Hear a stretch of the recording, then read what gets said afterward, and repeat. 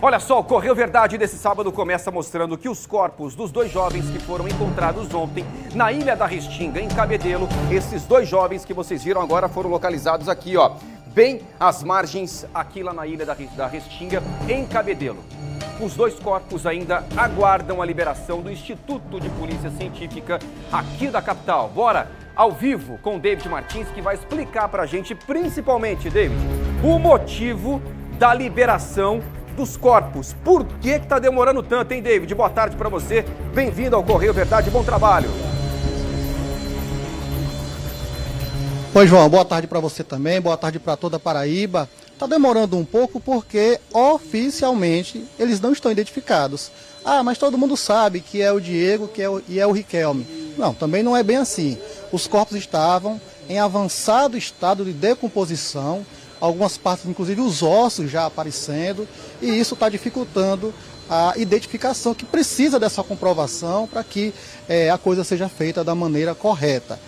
Eu estou aqui ao lado do Dr. Flávio Fabres, que é o diretor do IML, que também é médico legista e veio pessoalmente realizar esses exames. Dr. Flávio, boa tarde, muito obrigado por atender a gente. O senhor acabou de realizar os procedimentos. Como eu falei, o estado de decomposição é bem avançado e isso acaba dificultando o trabalho, não é isso? Obrigado pela oportunidade, David. Realmente, nós estamos num período do ano que as temperaturas são bem altas, a umidade relativa do ar é muito alta também. Então isso favorece ao processo da decomposição, os processos da decomposição eles ficam mais rápidos.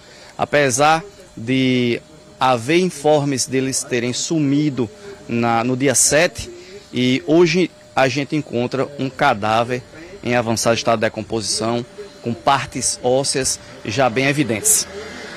O senhor constatou que eles foram realmente mortos em uma ação violenta, não é isso? Morte violenta para todos os dois, resultante de disparos de armas de fogo. Múltiplos disparos, um dos cadáveres nós conseguimos recuperar 3 projéteis, do outro recuperamos 2 projéteis de arma de fogo e teve uma particularidade, que encontramos também em um dos cadáveres projéteis provenientes, eventualmente, isso aí quem vai dizer é a balística forense do nosso Instituto de Polícia Científica, de armas de pressão. Então esses projéteis também foram encontrados no cadáver. Passamos os 2 cadáveres no scanner forense para que a gente pudesse ter uma percepção de projéteis de arma de fogo no cadáver que foi encontrado. O senhor conseguiu contar quantos ferimentos em cada uma das vítimas? Uma pergunta bem interessante da sua parte.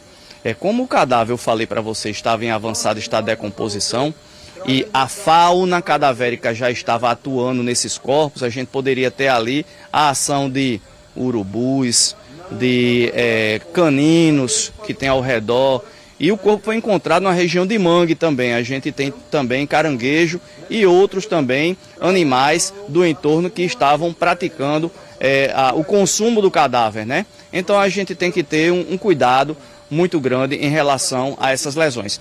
Encontramos verdadeiramente o que? Lesões produzidas por projéteis de arma de fogo.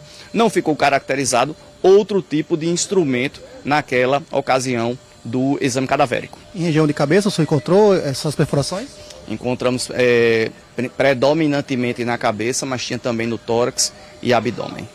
Agora, doutor Flávio, já que tem essa dificuldade, né, decomposição já avançada, como é que faz para identificar as vítimas? Bom, você estava falando aí de forma responsável que nós temos tanto o processo de reconhecimento, que qualquer pessoa pode fazer esse processo de reconhecimento, que é um processo não científico, e tem um processo de identificação. A gente começa sempre num processo de identificação com aquele quando a gente tem, por exemplo, uma impressão digital prévia, não é? Então a gente começa através das impressões digitais.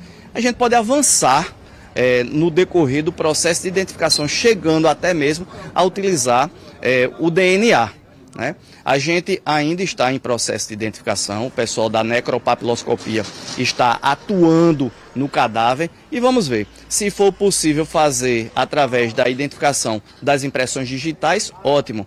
Agora, se não for possível, nós podemos fazer também através do DNA. No caso, que se for o DNA vai demorar um pouco mais, porque, como o próprio nome diz, é um processo laborioso, de trabalho.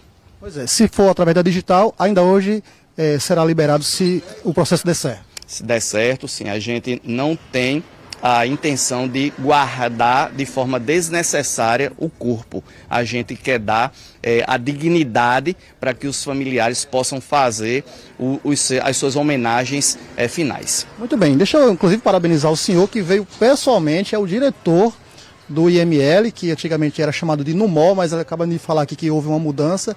Agora volta a se chamar IML, veio pessoalmente cuidar desse caso, parabenizar o senhor pela sensibilidade em querer acelerar esse processo e liberar os corpos para que as famílias possam realizar velório e enterro, se é que vai ser possível realizar um velório, como eu já falei. O estado é muito avançado de decomposição. Tudo indica que são os 2 jovens que sumiram lá em Cabedelo, na segunda-feira. Eles foram levados ali daquela área da balsa de Cabedelo. Um vídeo mostra o momento em que pessoas chegam lá e levam os 2 jovens, o Riquelme Pereira dos Santos, de 18 anos, e o Diego Eleutero dos Santos, também com 18 anos. Um menor foi apreendido. Esse menor tem 16 anos, ele confessou abertamente para a polícia que participou, disse que matou os 2 jovens, falou inclusive isso de forma orgulhosa, porque isso eleva o status dele dentro da organização criminosa, e indicou para a polícia, indicou para o Corpo de Bombeiros onde o corpo estava. E após 2 dias de buscas, o Corpo de Bombeiros, com apoio importantíssimo da Secretaria de Segurança Pública, utilizando o helicóptero Acauã 01, que é do Grupo Tático Aéreo, eles conseguiram de cima visualizar os corpos, indicaram para o pessoal do Corpo de Bombeiros que estava em barcos, eles foram lá e encontraram. Os corpos vieram para cá e, como a gente já acabou de falar com o Dr. Flávio, continuam passando por exames, e a gente torce que esse exame dê certo para que essas famílias possam realizar as devidas despedidas e homenagens. Lembrando que a polícia continua procurando outras pessoas envolvidas no crime. Eu volto com você, João. Valeu, David Martins, obrigado pelas informações. O menor que foi apreendido, ele fala isso na maior cara lavada, sabe por quê? Porque ele sabe que não vai dar nada. Não vai dar nada para ele. Você quer mais depois daquele caso que a gente trouxe, né, ô Valdez? Daquele filho da professora Honorina. O cara matou a própria mãe, já está em liberdade e passou no concurso público. A namorada dele, que ajudou, está presa. É por isso que o menor agora foi e confessou na maior cara lavada, sem nenhuma preocupação, que sim, participou da morte dos 2, do Diego e também do Riquelme, que ele participou. Não tá nem aí, porque ele sabe que não vai dar nada. Agora, essa demora para a liberação do corpo só aumenta o sofrimento da família, infelizmente. Por falar em família, a mãe de um dos jovens conversou com a nossa equipe, olha só. No momento não dá para reconhecer porque está em estado de decomposição, a gente só viu por foto, realmente não dá muito para perceber que é, só um pouco por causa da roupa. Deu para perceber que é meu filho. E é isso.